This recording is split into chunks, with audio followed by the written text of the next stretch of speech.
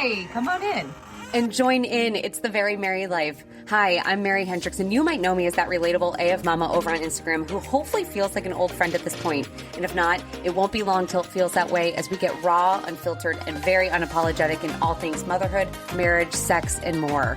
From moments worth savoring to moments worth surviving, get ready to leave feeling seen and supported. You have a friend here now, so hey, take a seat. What's going on? Hello, everyone. Hello, Miranda. Hello.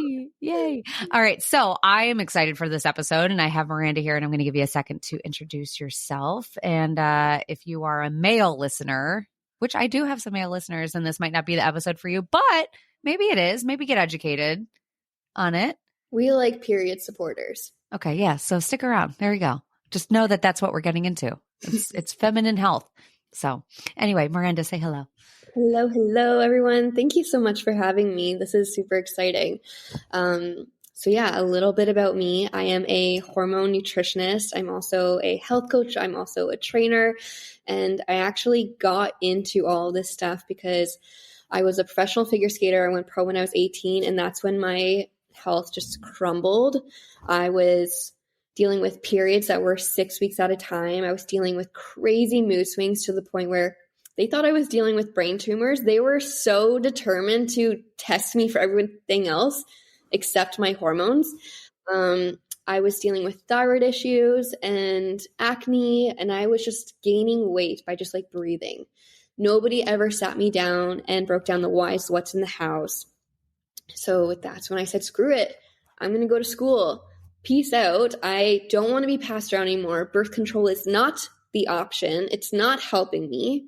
So I wanted answers. And fast forward almost 10 years later, we've turned what I thought was just going to be something that was designed to help me into the PeriodLab, and has now, ever since going online, we've gone online for the past 3 years. We've been doing this a lot longer, but in the past 3 years, we've helped over 300 women. So worked with a lot more. There's a lot of periods that very much take time. So I wonder if all the other hundreds of women that I've worked with, where they're at, but we've at least now improved 300 periods that I can confidently say, and to live a symptom-free life.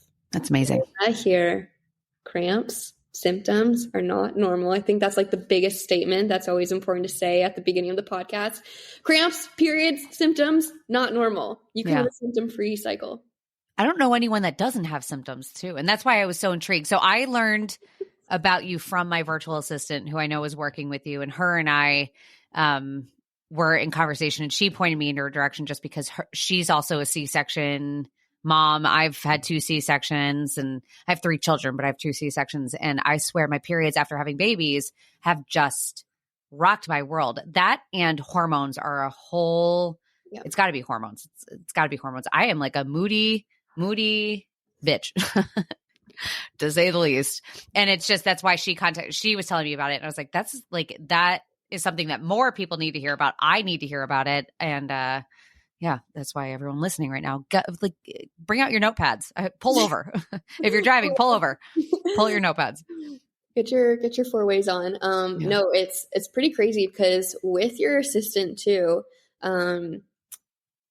everything happened so fast, and she was messaging me, and I was like, whoa, like, it's even fun for me to let you go through the process of things happening over the course of like a couple months, but like everything was happening to her so fast. So when you have somebody sit down and break down the whys, what's in the house, and look at the whole entire person, that's why I brought all of my certifications together, because there's a structural version of you, especially talking to all of my C-sections and pregnancy mamas and everyone who did the pelvic floor therapy and everyone who didn't. I'm looking at you coming from the training certification, and then everything that's going on with you internally. I'm looking at my nutrition certification. So when do you have somebody just put that all together and create an approach for you? Yeah. And it's great to see all this information about cycle syncing and everything like that. That's lovely, but we still need to keep making it more personalized. We need to get women to understand that there's some stuff that's going on with you structurally that can actually let me repeat that. There's some stuff going on with you structurally that can be relieved through exercises. So we have tools on our tool belt. All your buckets or your eggs don't have to be put in one bucket, and we don't have to put all the pressure on nutrition and supplementation. Yeah. It's not one or the other. It's everything. Yeah. And that's what we look at the PeriodLab. We look at the whole entire person that you are: nutrition, supplement, training, stress management, blood sugar, bowel movements. You're supposed to have 2 to 3 bowel movements a day, FYI. Yep. Not with the help of caffeine. To get messages from that one. But wait, you said not with the help of caffeine. Not with the help of caffeine. What does it count if I just smell the caffeine? If I just smell coffee and it just like triggers a response to me, I swear. I like come downstairs and I could just like smell it and I'm like, oh, I gotta go. My husband's like, what's wrong with you? Something. The goal here, the big I swear to God, I need to start making merchandise on this one quote, food before coffee. That's what we live by. And it's not about not having coffee, but the number one thing I hear, especially from moms who have been living off of coffee, especially who are postpartum, they're still fresh, they are realizing that they don't need coffee to survive. They just need to focus on their blood sugar levels. And now they're forgetting about their coffee. Yeah. Yeah. Really cool. Well, I totally get that. I mean, I'm the worst at it. I wake up and that's like the first thing. I have coffee and I do check-ins with people, and it's because I need them for myself, but I'll do check-ins from time to time, be like, have you had something to drink that's not coffee? Cause that's my world. I have tea right here. I don't know if that counts, but I'm like, I'm the worst at that. It's the first thing I have when I wake up, which I guess I gotta talk about a little challenge with you and your followers. I know. Yeah. Yeah. We're going to do a challenge. Everyone buckle up. You're joining me in this. If I'm making changes, so are you. If I'm doing it, you're doing it too. Yeah. We're in this together. But yeah, no. And I think the biggest thing, and I think for me, like I heard about this approach and I think it's so necessary. Like I don't like birth control. Personally, I don't like birth control. It's just, it messed me up. I tried it in college, like the hormonal birth control, and I absolutely got destroyed by it. I had to throw it out. It just messed with me bad. Like hormone, like mood swings, like I was an anxious mess. My anxiety skyrocketed while being on it. So I've never touched it, but I feel like that is like the easy approach with doctors, where if you go in, you're like, I'm complaining of A, B, and C. They just say immediately birth control. Let's just do that. And I feel like on a surface level, that might take care of it, but I feel like it's not tackling the rest of it. And I feel like that's a big discussion that I'm hearing more and more from different accounts. I actually had an account on in my first season of the podcast, and she really talks about seeing hormone therapists and getting treatment from hormone therapists, because women just get basically disregarded. Like you go in, you're like, I have low libido. I have other symptoms and things like that. And these doctors are like, that's just life, or it's getting older, or let's just give you birth control. And she's like, no, let's fix it. Let's fix this. You're bringing this up at like the best time ever, because I've got like a massive project that we're about to launch actually. And it's literally about tracking. Yeah. So we are creating this new product that everyone will have access to soon. But the whole point of it is to support women in improving those doctor's appointments. It comes back to how we're tracking, because the number one thing that I have seen with a lot of my clients is that everyone is shit at tracking. Yep. They just track their period, their ovulation, and their symptoms. All of that's confirming is your period, ovulation, and symptoms. It's not tracking your patterns. We're not tracking what's going on with your day-to-day, your life. So when somebody's saying that you're dealing with low libido and your doctor's like, oh, that's just part of life, you're not bringing them any information. You're being a really shitty self-advocate at that point, and nobody can give you treatment or give you support if that's all you're going to say. But if you're coming in and saying, okay, here's everything laid out for you. I've been tracking my period, my ovulation, my symptoms. I've also been paying attention to what's been going on in my life. Here have been my stress levels. Here are the frequent events that have been going on. Here's my sleep. Here's my bowel movements. Here's my food. Let's pay attention to how we are providing our doctors with information, because when you're showing up and being a better self-advocate, you are giving them an actual chance to support you. But we have never been told this. And this has been the biggest thing that I've been seeing within my clients, because a lot of them at first were not tracking. We have like this built out period tracking app for them. And it's not just a period tracking app. It's here's how everything in your whole entire life affects you tracking app. And the name is Floka. You can download it. You don't need to buy it or anything like that. But the whole point of this is for you to put in all types of information, from your sleep to your bowel movements, to your acne, your weight, your blood sugar, your symptoms, your workouts. Because now you can start seeing, okay, if I did these kind of workouts, and this was in my luteal phase, and this is how I felt in my luteal phase, well, maybe I can start putting the connection between why my luteal phase that week before your period was so moody. And then what was I eating? Like, we can start kind of tracking and putting together the dots. If we're not bringing that amount of information to our doctors, for sure they're going to be like, oh, it's just life. We're not providing them any information to even give us additional support. Well, and it's probably because we don't know the information. Like I know for me, like there's 4 phases. Obviously I know you said what phase did you say? Luteal phase. Yeah. Then there's what's the period phase? Let's go through. See, I don't even know. That's the thing. We can do a little breakdown if you want to. Okay, let's do it. The follicular phase. Okay. You can think of it as the funicular phase. We've got the ovulation phase, the frisky phase, the luteal phase, which tends to be like the hangry phase. And then you've got the menstrual phase, the bleeding phase. Okay. So for you to also understand these 4 phases a little bit more, your period is actually just a response of these 3 phases. Yeah. Your period actually has nothing to do with your period at all. It's just a monthly report card on how you're taking care of all those 3 phases beforehand. Yeah. What really determines this is your ovulatory phase. As much as this is called the menstrual cycle, it really should be called the ovulatory phase. Yeah. And nobody thinks about that egg white discharge. Everybody just thinks, oh, cool, I am ovulating. Maybe I can get pregnant. Maybe not.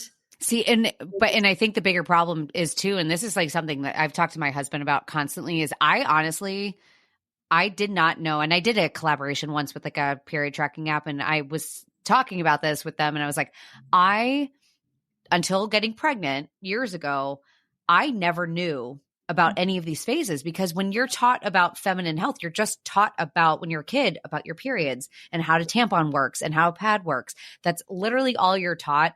And sex education, you're taught that if you have sex once, then you're going to get pregnant. So I remember like trying to get pregnant, and not trying. I just remember having sex and then being disappointed that I wasn't pregnant, and then being like, oh, wait, there's something a little bit more to this. And I felt so stupid because I was like, this is my body. Like this, shouldn't I have known about this? And I said to my husband, when our daughters, because we have 2 daughters and a son, I said, when our daughters get old enough, I want them to know like the full education of how this all works, because that's it's so empowering to know it. And we don't talk about it. Feel free to like, just like reel me in or like make this signal. No, you go. You go ahead. On rants or anything like that. Okay. 2 things that just come up there is we've never been taught about what our phases are. And I just think about how many women are currently on birth control, and they have been put on birth control to deal with their symptoms.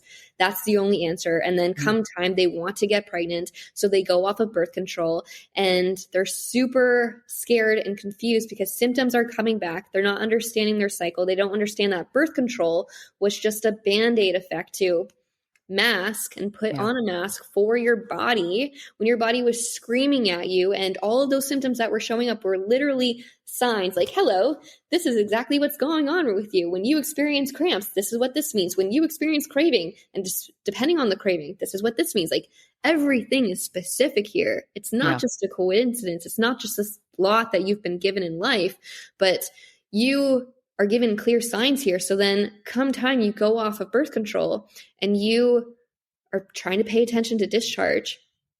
Everybody thinks that you can just get pregnant right then and there, but you could also be dealing with not ovulating, not having quality discharge, not having a healthy follicle. So maybe you're getting a little bit of discharge, but not enough, aka if you were to track your temperature, you might not be seeing your temperature go up to the temperature that it needs to qualify as ovulation. Yeah. I had one girl, even in the cohort that I'm working with right now, one-on-one, she was mind blown because she's been trying for months. And as soon as we started making these changes on how to eat for ovulation and how I want her to track ovulation, it's so much easier. Now we're way more precise, and now it makes way more sense. But that comment that you made about your daughters,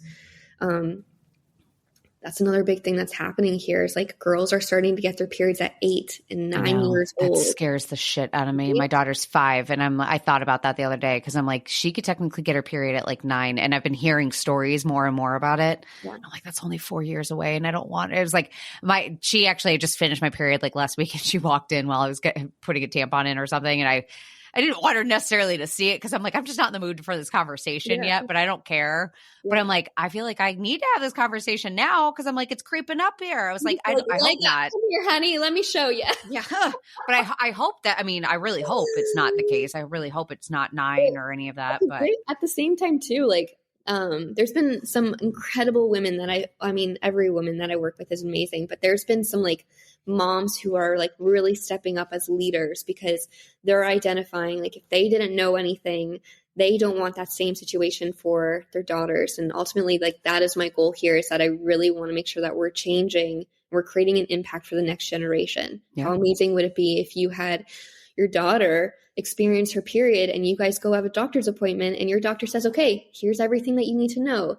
Tell mom if you feel these things, this is what we need to track. Here's a little period tracking app, and it's just a printout, and like you guys start looking at it as a team. Like that would just be such a game changer of a conversation. Yeah. So this is not so taboo, but girls are starting to get their periods a lot younger. And what I think is so important is that moms know how to support their own symptoms and also how to support their children's symptoms. Yeah. And that might sound like so much, but also when you have somebody sit down with you and give you time and say, this is what's going on with you. This is why. This is what we need to pay attention to. And we can retest this if we need to test it. But here's your foundations. Make sure that you have these down pat. Yeah. We have way more control over our hormones than we've ever been led on to believe. We'll be back after a quick break. Eye-Opening Moments podcasts are real-life stories of adversity, encounters, and perspectives. They are moments that can lift your spirits, give you some food for thought, or move you. For the introspective mind that likes to reflect, discover, and find solutions or meaning in a complex life, listen to Eye-Opening Moments podcasts. Yeah. Oh, I believe it. I believe it. I think there's just not been any conversation. I think this is a very hard area because it is, like you said, it's so taboo. Like you said, talking discharge and talking things like that. It's one of those things you don't talk about. You just don't talk about it. Everyone knows you deal with it. No one wants to talk about it. Everyone knows that we deal with a period. We deal with a period so much. I thought about that the other day. I was like, because every time my period comes, I'm like, this is so annoying. But I'm like, I've dealt with a period since I was 13. And I'm like, how long? And I actually did like a TikTok on it and added up how many periods I've had and how many hours that's been out of my life and everything. And I'm like, it's insanity. And I'm like, I don't know why we don't talk about it more. It's so common. You pass one person every day, multiple people every day that are on their period. And it's just one of those things that I don't think we're getting places because we're so embarrassed. There's multiple levels of this conversation, but I think we're still part of a culture where it's so embarrassing. We really, there's a lot of aspects to this conversation a lot of rabbit holes that we could go down. A big thing with this is that I really want women to understand that you cannot reach your full potential. And I think like reaching your full potential is like so cliche. It's so lame. And we hear that, and we hear it from like personal trainers, and we hear it from like online, and you want to reach your full potential, especially for moms who have so much shit on their plate. Yeah. You can't reach your full potential, but my biggest thing is, okay, let's think about that TikTok. How many hours did you lose in your life because of symptoms? Yeah. Did you have a period hangover? That is a real thing. How bad was your period? Did you have to cancel appointments, lose clients or work or anything because of your period? Yeah. And then taking into consideration if it was delayed or if it was early, how did that impact your life? Yeah. And then you think about all those additional hours.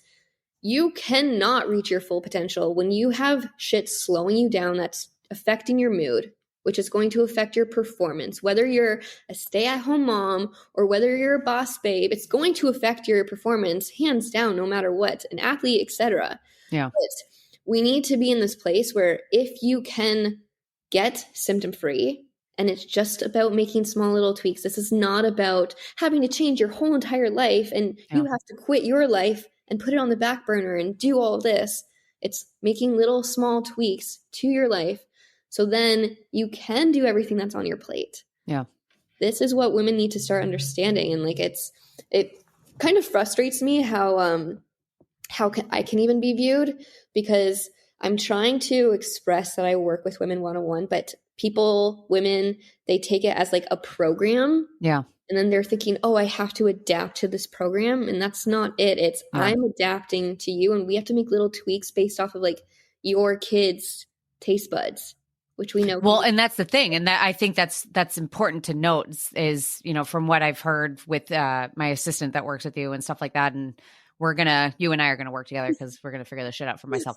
But just hearing that, like a personal approach like that's important. Like you're coming into my world. I'm not going into yours. And that's what I used to be a personal trainer. So I know that. I know everyone used to get really freaked out by that when I was like, no, I'm going to figure out what you like and we're going to make this work. I'm not going to just be like, you have to run now. Like if you hate running, it's not anything like that. It's really, you know, that's what we all need. But I think that's important to note. So stay tuned, everyone. You're going to hear about this. We're going to follow up.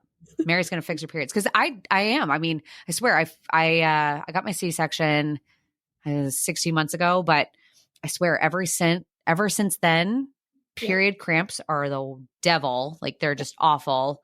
And I just feel like my moods the week before, God help everyone that comes into my vicinity when it's the week before my period. And I always forget because I don't realize that my period sometimes coming in lately, it's been thrown off. But when my period shows up, I'm like, oh, that's why. I'm like, that makes a lot of sense. I literally like want to check myself into a mental hospital during that week before. I'm like, what's wrong with me? No. And like a lot of this is also like, it really does come back to your blood sugar, but a few reasons why your period might be more challenging after pregnancy is for sure the hormonal changes, but during pregnancy, hormonal levels like your estrogen and your progesterone are significantly elevated. And then after childbirth, it's like everything is down. And when everything is down, which can also represent that week before your period, is when progesterone is down. And progesterone, Queen P is what we like to call her, is your natural chill pill. Yep. She supports you in being symptom free, and she supports you in also having a healthy period, not heavy, not clotty. So safe to say a lot of us do not have Queen P on our side, but the body needs time to readjust and regulate the hormone production, and it can affect the regularity and the characteristics of your period. AKA, if you don't have that progesterone being fixed, stress is going to continue to rise, and stress will deplete your body of progesterone. Now you're in this like chronic stress and constantly depleted of progesterone. And then we go into perimenopause and menopause, and we're wondering why we have all these symptoms when actually a specific event, pregnancy, or even something else that was stressful, massively influence your progesterone levels. Yeah. Now we're here, right? And then postpartum recovery, like the body undergoes so many like significant changes. The uterus and other reproductive organs need time to heal and return to their pre-pregnancy state. And this is where a lot of women, and I have a bunch of best friends right now, they are all pregnant, and I am just like constantly repeating, please do pelvic floor therapy. A lot of women are not doing pelvic floor therapy before and after, especially if you're dealing with a C-section. This needs to be done. Whether it is something that is brought up to you or not, you need to be doing it, it's Yeah. going to be the biggest game changer for your period symptoms in a month from now, in later years, right? Yeah. If you're breastfeeding, that's going to affect your hormone production, and that's going to affect your cycle, but really comes down to your prolactin levels, responsible for milk production, which suppresses ovulation and can delay your menstrual periods, but not for everyone. Everyone is always different. It can be irregular ovulation, irregular periods. As soon as you're done your, or you had your pregnancy and we're waiting for your period to come back, I'm going to say jump right back into tracking your temperature. Yeah. This is a big thing that a lot of women don't do, is because, yeah, you can get your period, but again, your period has nothing to do with your period. Let's figure out, when do you come back to ovulating? Whether you're looking to get pregnant again or not at that time, we need to figure out, are you even regulating or ovulating regularly, so we can better support progesterone, so you can have a symptom-free cycle. So that's going to be more information for you to go back to your doctor with, because if you're going to go back to your doctor and say, I'm having these horrible periods and I'm freaking out, and well, imagine if the conversation could be, hey, I'm not ovulating, so I'm concerned about my progesterone levels because I'm having these horrible periods. Can we check my progesterone? Yeah. Can we check my ovulation? Are there any cysts that are here? Can we do, what do we need to do? Yeah. Have a bigger conversation, or like a bigger scope. And then, of course, like last thing that's going to be really challenging after pregnancy is, of course, the emotion and the physical stress, the sleep deprivation, the emotional adjustments, the stress levels, but all things that Queen P would support. Yeah. So yeah. See, and this is why the conversation needs to be happening. Do you ever find on Instagram, when you post anything up, do you ever get pushback from people? Like, how about OBGYNs and stuff? Like, it's really interesting because I have like some clients who will share everything that I'm doing with their doctors, and then their doctors are following me, and like their doctors are like, oh my God, thank you so much. Like, this is amazing work that you're doing. And then I've got other doctors who are just like, stop hurting women. It's like literally supporting. But I have had a few clients who do not have the patience, they're not willing to deep dive into everything that I want to talk about. We have to talk about your orgasm routine. We have to talk about your sleep, your stress, your nutrition, your workouts. And they get so caught up on the stress that they won't do anything else, or they get so caught up on the nutrition and they will put all of their eggs in that nutrition basket.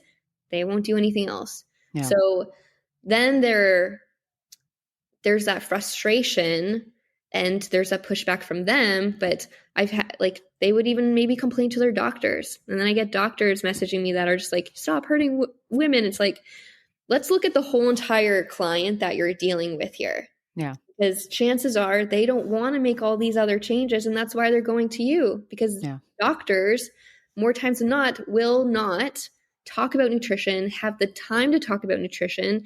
And you would know, even like as a trainer too, like you have to understand the whole entire person before you can make those changes and understand why. Well, even a lot of doctors from when I was training, they completely didn't even know a damn thing about like prenatal fitness, postpartum fitness, and then any of that. We're expecting them to motivate us, motivate clients to work out and eat well. Well, because I was told that I wasn't even allowed to lift anything more than like 10 pounds or something. I was like, that's not true.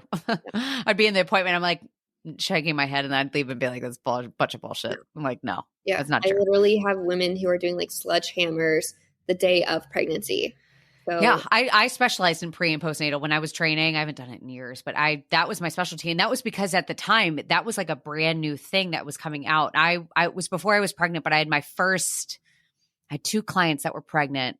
And I remember when they were working with me, that was what inspired me, because no one had really handled that. Like a person in the training boutique that I was at, no one had ever handled a pregnant woman. Usually when someone found out they were pregnant, we usually stopped working with them and told them no more. And I was like, no, it's stupid. Why can't you?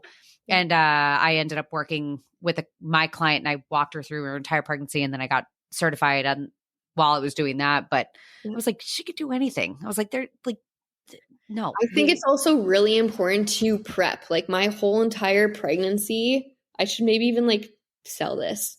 Here's my pregnancy plan. Yeah. I have like a 3-year pregnancy plan at this point. Yeah. I just need to find the right guy. Or maybe I don't. You never Maybe know. you don't. You never know. I had a influencer on here. She's big on TikTok. Her name's Danny Marin. She was a guest on here, but she's single by choice. She got a cryo, like a sperm donor, delivered to her door and inseminated herself at home. And she made a whole TikTok. That's how she blew up. She said how to make a baby at home, DIY project. Oh my God, that's brilliant. That's amazing. Yeah.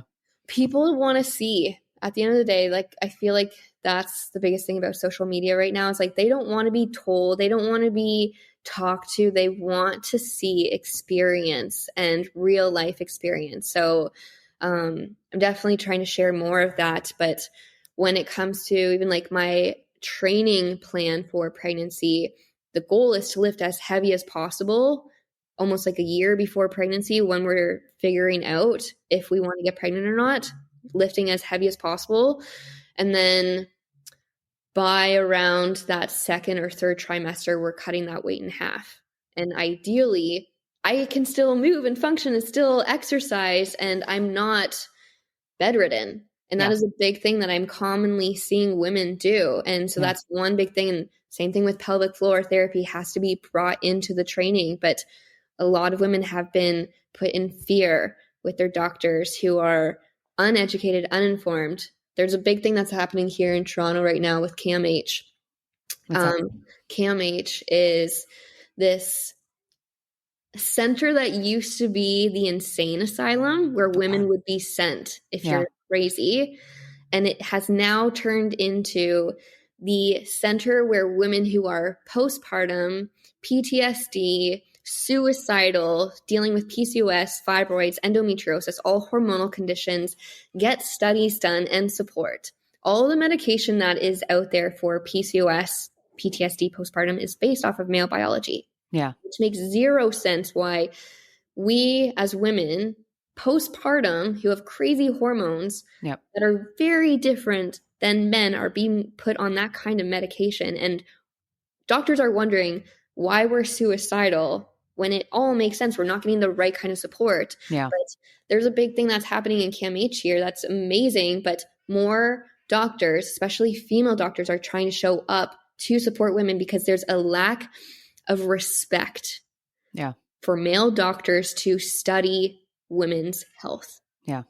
You will be less respected as a male doctor and even also as a female doctor if you are studying and helping female health. What the fuck is that? That gets me so angry. That will rip off a huge rabbit hole that I can go down. That angers me. I know. So we are beyond belief. I mean, medical gaslighting in women's health is just like bullshit in general, but it's like, I feel like it's becoming more and more. And the moment you like, I've experienced it and it's complete shit, but it's just like the moment you experience it, then it just angers you when you hear that stuff. And I think that's why like I love having you on and talking this stuff, because I feel like it's like a multi-layer like problem. This like right here, you are coming in and my chest is like, this is what happens. Like I get fired up. It's such a problem. I mean, there's so many facets that feed into this, but I feel like, you know, I trust doctors. I do. I think there are fabulous doctors out there that have their patients, you know, best need, or what am I trying to say? Yes, they have everything, you know, they have their patients, they're looking out for them. But I think that there's others that just don't know, and we haven't allowed for them to talk about it. And I think we haven't allowed for them to talk about it because we ourselves don't even know how to identify the problem. And the guest that I had on before this, we were talking and we had said like just talking about this stuff and, you know, being honest about, you know, this life in general and all these things. And people sometimes, I'm sure you probably get it, are like, that's gross, or don't talk about that, or why would you talk about like the not so fun parts? Well, we need to like, we need to talk about the not so pretty parts of all this in order to fix it. And I think people are they're not used to it. We're so used to band-aiding a lot of things. What makes me actually really happy, and like shout out to the guys who are listening to this podcast, because there's a lot of men that I get two sides. I get some male backlash, like, this is not how you should train for a female. It's like, how do you know?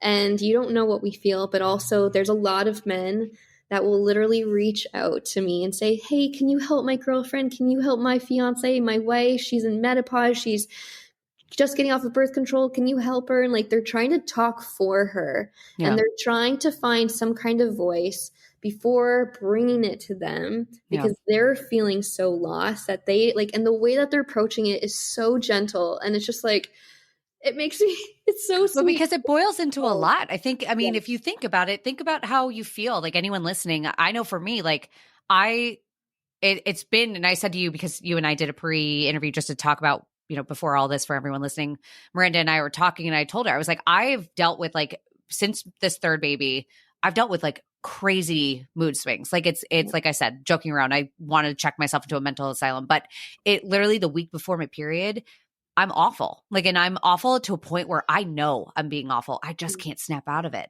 And it's gotten to a point where it's so frustrating to feel that way, but it impacts everyone around me, where I don't want that. Like my husband doesn't want that. Like it's not fun, but it could be fixed. And I think it's like the important thing is, like, I think a lot of us, and the other guest that I had on, her name was, why am I forgetting her name right now?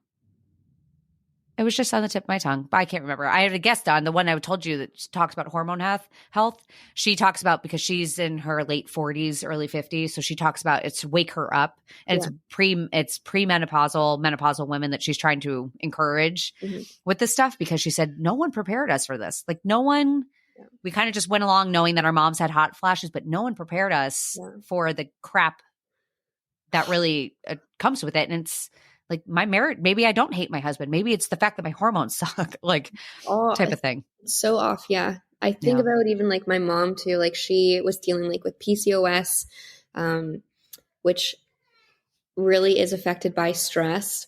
And I think about how many of us, how many adults are in therapy and have been dealing with trauma and triggers through our whole upbringing, because our mothers did not have hormonal support. Yeah. I'm coming from a emotional, verbal, physical abuse background. Yeah. So I wish I had my mom. And now that I think about everything and I know everything that I do, I'm like, man, I'm still like so mad, and there's still a lot of healing that I'm going through, because I just lost my dad, and there's a lot of blame. Thank you.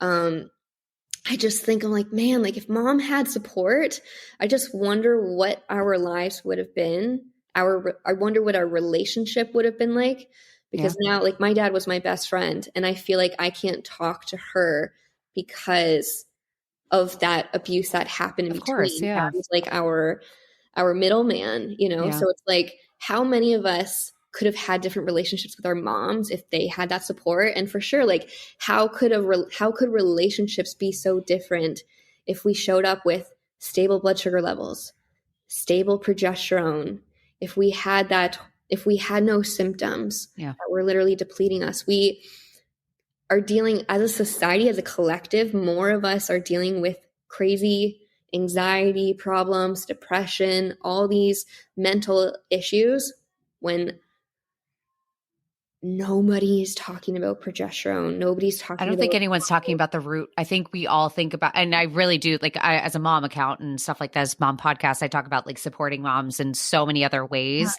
I don't think we ever talk about the base, like the root of all. It's us. It's us. It's like, we're not crazy. It's that we just don't have that support. And like, we have to get away from like this label of, I have anxiety, I have depression, I have this, I am that, I am my diagnosis, versus there's a chemical reaction that actually just needs support and to be fixed. And it might sound like, I might sound very casual saying it, and I don't want anyone to be offended, because there's absolutely validation over your symptoms and your diagnosis. But when you have hormonal support for everything, you can quickly realize that there's a lot of medication that you don't need, and symptoms aren't as bad when you have that kind of support. Yeah. Yeah, no, I 1000% agree on that. I think I even, like I said, I like to check in with people from time to time on my Instagram, and I'm like, have you had water? Have you had food? Things like that. And a lot of it, and the reason I actually had someone got really mad at me for that too. They were like, that is triggering for some reason. I'm like, I don't know why, but sorry. But I do it because one, I like to talk to people the way I hope to get talked to and get reminded, because I am busy and I often times forget to eat, which I know is not good. But on the worst moments of my parenting journey have always come from days that I have not had food in my stomach. And I know that, like, when blood sugar, any of that stuff, they have come from the worst moments because I didn't take care of myself at my core, like health wise. And I think we forget about that. I think we really do. We don't take it as serious as it should be. Yeah, there's so much like mental, like I see a lot of patterns that come up, and there's two things I want to say about the emotional side of this. And there's one other thing that you just said, but maybe it will come back to me. The emotional side is that OBGYNs. Yep. That's my pin right there. So the emotional side is that there's a lot of women dealing with PCOS, fibroids, endometriosis. And these are all symptoms that can either be delaying, stopping, getting in the way of fertility, but there are emotional patterns. Women that are dealing with fibroids and cysts are living this like robotic life. They wake up, they work, they eat, they sleep, they poop, and that's on repeat. That's it. There's no laughter, adventures, fun, caring for themselves. For women dealing with PCOS, they are so good at smiling and just pushing all the stress down. I'm just going to keep layering and not ever deal because I'm avoidant, and I'm just going to keep pushing it down until I don't ovulate and have a period anymore. And then there's endometriosis, who are people pleasers and have shitty boundaries, and they put everyone first. And those endometriosis bases are also related to the heavy bleeders. They put everyone first. So it's so interesting to me. Why aren't you eating?